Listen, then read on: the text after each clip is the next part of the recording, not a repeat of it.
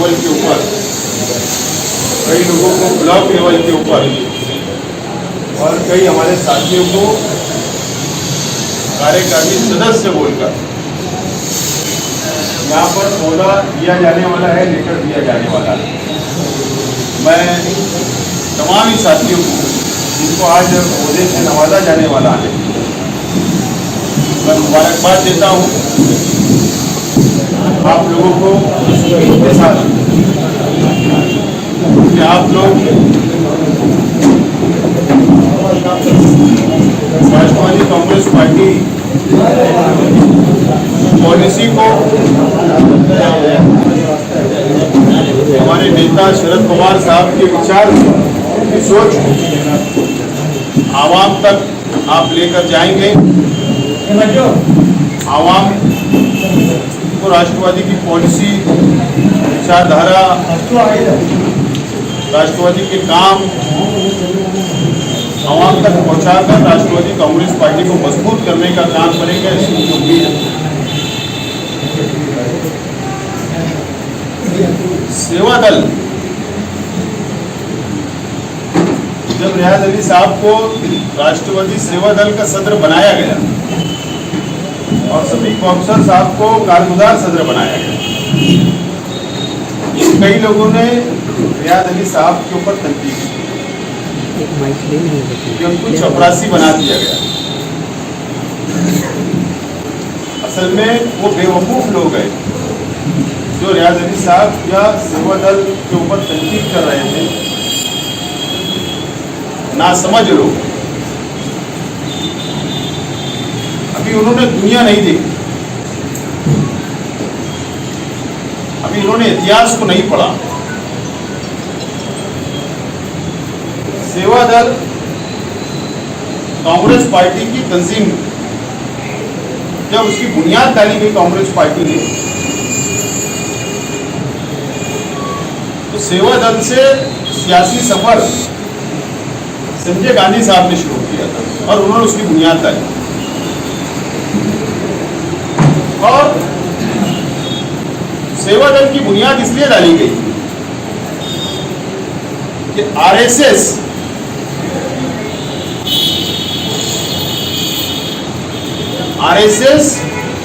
इस मुल्क के अंदर जातिवाद को बढ़ावा दे रही और फिरका परस्त तंजीम को मजबूत करने का काम, अलग अलग तंजीमों को मजबूत करने का काम और इस मुल्क के अंदर हिंदू और मुसलमानों को बांटने का काम आरएसएस ने जब शुरू किया और उसका फैलाव जब होने लगा हिंदुस्तान के अंदर, अलग अलग कस्बे के अंदर, अलग अलग देहातों के अंदर, अलग अलग शहरों के अंदर, तो कांग्रेस पार्टी ने उसके अपोजिट में उसका मुकाबला करने के लिए सेवा दल की बुनियाद डाली। और उसके बाद राष्ट्रवादी कांग्रेस पार्टी 1999 में अलग हुई कांग्रेस से, और शरद पवार साहब ने जब राष्ट्रवादी कांग्रेस पार्टी को अलग किया तो उसके अंदर कई सेल बनाए और वही विचार, वही सोच लेकर कि फिरका परस्त तंजीमों का किस तरीके से मुकाबला किया जाएगा, तो इसके लिए राष्ट्रवादी कांग्रेस पार्टी ने भी सेवा दल सेल अपना कायम किया। ये एक बहुत बड़ी बात है। वो हक राष्ट्रवादी यूथ कांग्रेस को नहीं मिला, वो हक माइनॉरिटी को नहीं मिला, वो हक महिला कांग्रेस राष्ट्रवादी को नहीं मिला, ना हमको मिला। आरएसएस से मुकाबला करने का हक सेवा दल को मिला है। ये इसका इतिहास है और ये तारीख है। और आज जो आप लोगों को यहां पर ओहदा दिया जाने वाला है, तो आप इसको बहुत मामूली सा ओहदा मत समझिए। आपको मुकाबला, चाहे वो कोई भी धर्म का हो, कोई भी समाज का हो, अगर वो जातिवाद है, अगर वो फिरका परस्त है, तो आपको उससे मुकाबला करना है। और हम तो इससे पहले भी मैंने कहा कि बीजेपी और एमआईएम ए और बी टीम है, ये भी जातिवाद फैलाती है, वो भी जातिवाद फैलाती है और दो समाज को लड़ाती है, डिवाइड करती है और राजकारण करती है। आप लोग ऐसे सिपाही हो, ऐसी तंजीम के सिपाही हो कि आपको इनका परस्तों से मुकाबला करना है। प्रदीप भाई फलीवाला साहब, जहांगीर कुरैशी साहब, शाहिद भाई रेशम वाला, रशीद भाई और मंच पे तशरीफ फरमा तमाम भी हमारे नौजवान साथी मेरे सामने तशरीफ फरमा, सभी हमारे बुजुर्ग हजरात, नौजवान साथी, दोस्तों और साथियों, आज हम सब माइनॉरिटी सेल, अल्पसंख्यक सेल के जो कार्यकारिणी को डिक्लेयर करने के लिए और आप लोगों को ओहदा तकसीम करने के लिए जमा हुआ। आप लोगों को इस बात से इल्म है कि 1 जून को इस ऑफिस का एक अमल में आया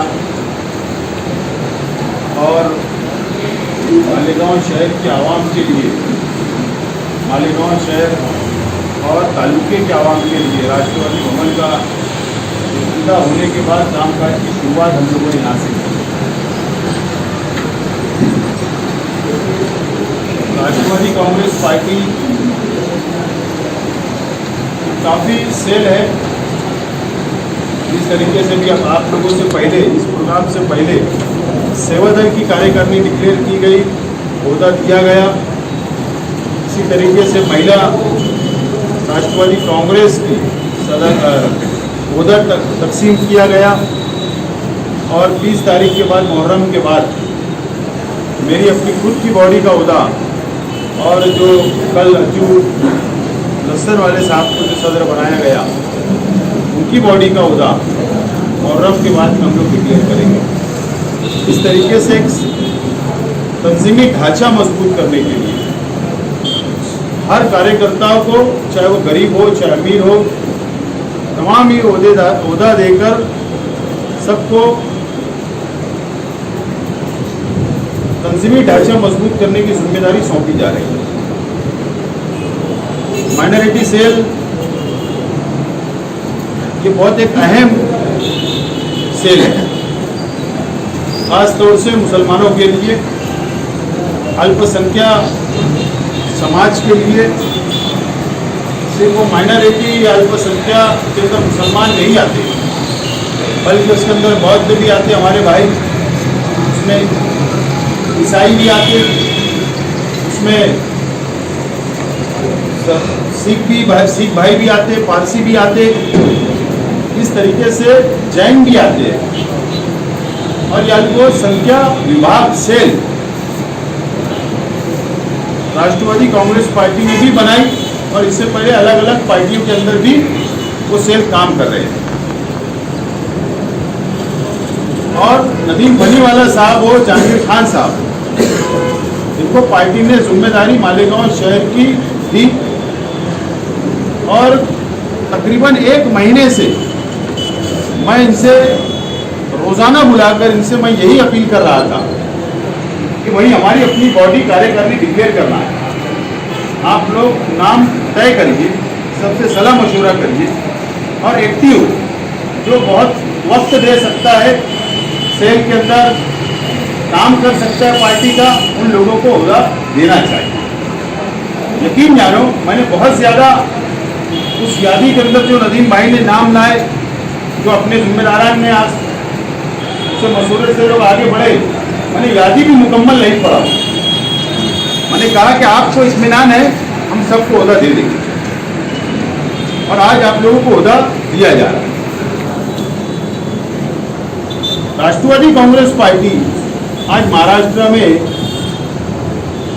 अगर अल्पसंख्यक समाज को, मुसलमानों को अगर कोई सही मानों में इंसाफ कर रहा है तो राष्ट्रवादी कांग्रेस पार्टी का।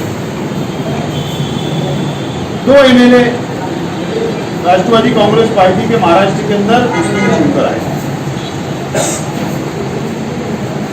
और 2 एमएलए तो दोनों को कैबिनेट वजीर बनाने का काम शरद पवार साहब ने किया।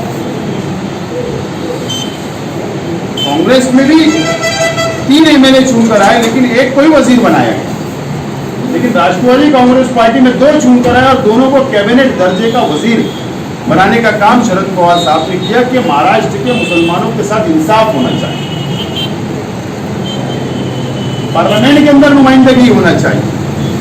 इसके लिए फौजिया खान साहिबा को, जो साबिक वजीर महाराष्ट्र हुकूमत में थे, उनको राज्यसभा के अंदर लेकर पार्लियामेंट के अंदर भेजने का काम, तो मुसलमानों की नुमाइंदगी होना चाहिए, फौजिया खान साहिबा को वहां पर भेजा गया।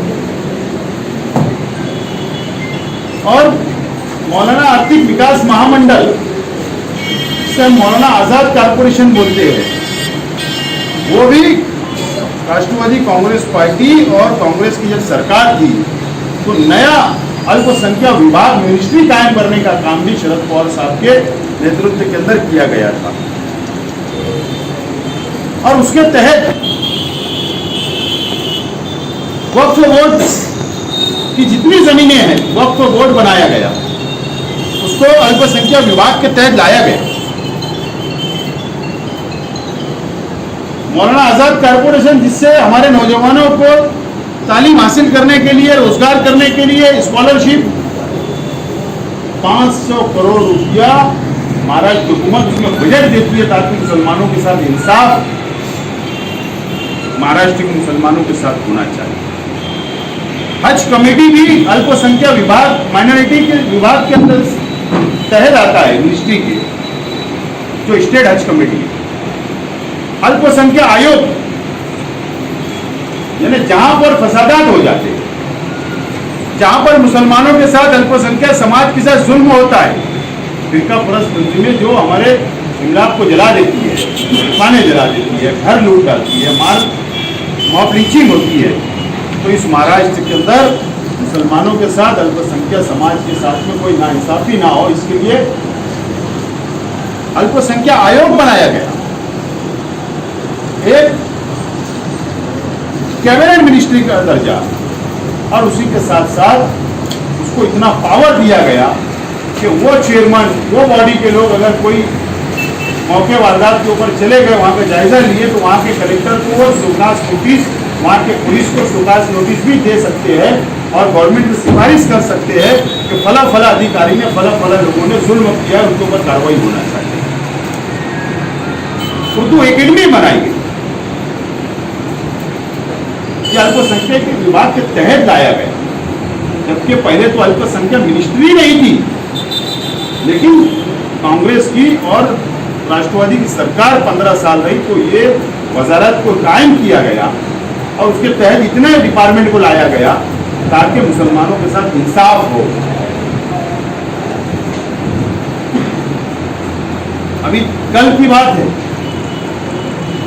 एक परसों की बात है कि हम लोग मुंबई गए हुए थे और मुंबई के अंदर जयंत पाटिल साहब को यकीन जानो मैंने नहीं कहा कि मुसलमानों की रिजर्वेशन की बात उनको याद या उनको जानकारी थी या उनको उसी स्टेट से बोलना था। उन्होंने कहा कि हम वज़ीर आला से बात करके मुसलमानों को रिजर्वेशन देने का काम करेंगे और हमारा मालेगांव का उन्होंने तारीफ की, नौजवानों की तारीफ।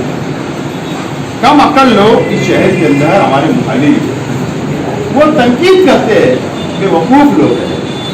अगर वो एक राष्ट्रवादी पार्टी के महाराष्ट्र के सदर और एक कैबिनेट वजीर, सीनियर लीडर, अगर एक जिम्मेदार शख्स को बोलता है कि मालेगांव शहर से शेख आसिफ और उनके साथियों ने मिलकर जो तहरीक चलाई थी वो तहरीक की वजह से हमने दिया, तो ये मालेगांव शहर की तारीख है, शेख आसिफ की तारीख नहीं थी। खुश होना चाहिए कि हमारे शहर की भी तारीफ हो रही है। खुश होना चाहिए अगर कोई हमारे शहर का एक बच्चा अगर बाहर से डॉक्टर बन के आता है तो हम हमारे शहर का नाम रोशन हो ऐसा लिखते हैं, लेकिन ये बेवकूफ लोग हमारी मुखालफत, अंधे भक्त है, पर्दा आ गया हुआ है, खलफत करना है तो कैसे भी करना है। लेकिन बड़ी अहम बात यह है कि उन्होंने कहा कि वजीर आला के पास जाकर हम लोग मुसलमानों को रिजर्वेशन देने की बात करें। तो तहरीक तो आपको पता है किसने चलाई। अगर जो सरकार हमारे बारे में इतना सोच रही है, जो सरकार जो एनआरसी मरकजी हुकूमत ने लागू की इस मुल्क के अंदर, अगर आज महाराष्ट्र के अंदर शरद पवार साहब ये सरकार नहीं बनाते, शिवसेना, कांग्रेस और एनसीपी की, तो क्या एनआरसी यहाँ लागू नहीं होता? अगर भाजपा की सरकार होती जरूर लागू होता और हम लोग परेशान रहते। शरद पवार साहब की हुकूमत अमली से आज एनआरसी रुक गया, हमारा काला कानून रुक गया। ये राष्ट्रवादी कांग्रेस पार्टी है और मुसलमानों के बारे में सोचने का काम पार्टी कर रही है। आज आपको जो जिम्मेदारी हम लोग दे रहे हैं, आज जो हम आपको ओहदा देने जा रहे हैं, किसी को नायब सदर, किसी को सेक्रेटरी, किसी को महासचिव, किसी को ज्वाइंट सेक्रेटरी, अलग अलग ओहदे, ब्लॉक सदर, माइनॉरिटी के हम बना रहे हैं। ओहदा दिया जाएगा, किसी को सदस्य बना रहे, मेंबर बना रहे। जो मेंबरान है उनको मायूस होने की कोई जरूरत नहीं है। आप 2 महीना 4 महीना काम करिए और वक्त अगर आप देना चाहते हो कि नहीं मुझे प्रमोशन कर दो, मुझे ओहदा बढ़ा दो, तो 2 महीने तक आप काम करिए। आपकी अगर इच्छा होगी, आपकी ख्वाहिश होगी कि हम टाइम देने के लिए भरपूर तैयार है, जरूर आप लोगों को भी ओहदे से नवाज दिया जाएगा। ये भी ओहदा ही है कार्यकारिणी, म्हणजे जब ये मीटिंग लेंगे कार्यकारिणी की शहर बॉडी की, तो मेंबर को भी बुलाया जाता है। तो बोलने का मतलब जो लोगों को ओहदा तकसीम किया जा रहा है, ये आपको बहुत अहमियत है। और हम लोग गवर्नमेंट हमारी है, मैंने इससे पहले के प्रोग्राम में कहा कि हम एमएलए नहीं है, कोई बात नहीं, लेकिन सरकार हमारी है, ये बात को याद रखें। मैं आपसे एक और अपील करना चाहता हूं कि 15 अगस्त को 8 बजे टेरिस के ऊपर, किसी भवन के ऊपर झंडा वंदन किया जाएगा सुबह 8 बजे। तो आप लोग खासतौर से ये जिम्मेदारी, सेवा दल जो सेक्युलरिज्म को मजबूत करने का काम है, तो इसके लिए झंडा वंदन भी है और आप लोगों को खास तौर पर तमाम ही लोगों को शरीक रहना है। मैं खुद भी रहूँगा, तमाम ही ओहदेदारान पार्टी के जिम्मेदारान हाजिर रहेंगे। हम लोग को प्रोग्राम करना है और उसी के साथ साथ मैं आपको दावत देता हूँ कि जो ओहदेदारान, ऐसा नहीं यूथ का प्रोग्राम तो है, लेकिन यूथ का प्रोग्राम के साथ साथ में ओहदेदारान को भी दावत की जा रही है। आपको वहां पर आना है 15 अगस्त को शाम 7 बजे। जो बुजुर्ग है, माफी के साथ, भेदभाव की कोई बात नहीं है, लेकिन बुजुर्गों के लिए हम अलग चेयर लगाने वाले हैं साइड में, स्टेज के राइट साइड के अंदर हम लोग एक चेयर ऐसा लगा दें, एक जोन बना देंगे। जो बुजुर्ग लोग हैं वहां पर आकर नीचे इत्मीनान से कुर्सी के ऊपर बैठे, और जो नौजवान हैं, इसके अंदर भी काफी नौजवान हैं, वो डायरेक्ट स्टेज के सामने जो जहाँ नौजवान बैठेंगे वहाँ बैठना है। और पहली बात तो बैठने का सवाल ही नहीं, क्योंकि वॉलंटियर आप लोग रहेंगे, प्रोग्राम को संभालना आपकी जिम्मेदारी है और हम सब लोगों की जिम्मेदारी है। जो कार्ड में दिया जाएगा, ताकि हमको प्रोग्राम, पहला प्रोग्राम है पार्टी का, मैं सदर बना उसके बाद, और ये लोग सब सदर जब बन रहे हैं, इसके बाद पहला प्रोग्राम है। और पहला प्रोग्राम बहुत डिसिप्लिन वाला होना चाहिए, अच्छा प्रोग्राम होना चाहिए, एक मैसेज शहर में भी जाना चाहिए और महाराष्ट्र राष्ट्रवादी भवन तक भी मैसेज जाना चाहिए कि यहाँ के कार्यकर्ता, यहाँ के वर्कर जबरदस्त तरीके से पार्टी को मजबूत करने के लिए निकल चुके हैं। ये मैसेज हम लोगों को पहुंचाना है। और उस प्रोग्राम के बाद मुझे यकीन है कि शहर के अंदर एक नई सोच और एक नई सियासी इनिंग का आगाज हमारा हो रहा है। और कुछ लोगों ने नजर बना के बैठे हुए हैं और एक ऐसा वातावरण बदलेगा कि मैं यकीन के साथ आपको बोल रहा हूं कि कई लोग इस इंतजार में हैं कि हमारी पोजीशन देखना चाहते हैं, कई लोग हमको देखना चाहते हैं कि कितने ताकतवर हो रहे हैं। तो उस प्रोग्राम को इतना ताकतवर बना देना है कि सामने वाला सोचने पर मजबूर हो जाए।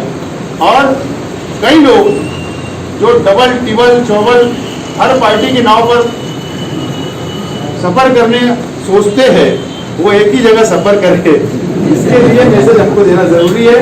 बहरहाल आप लोगों को मैं बहुत बहुत मुबारकबाद देता हूँ। आप लोगों को नेक ख्वाहिशात मुस्तकबिल के लिए।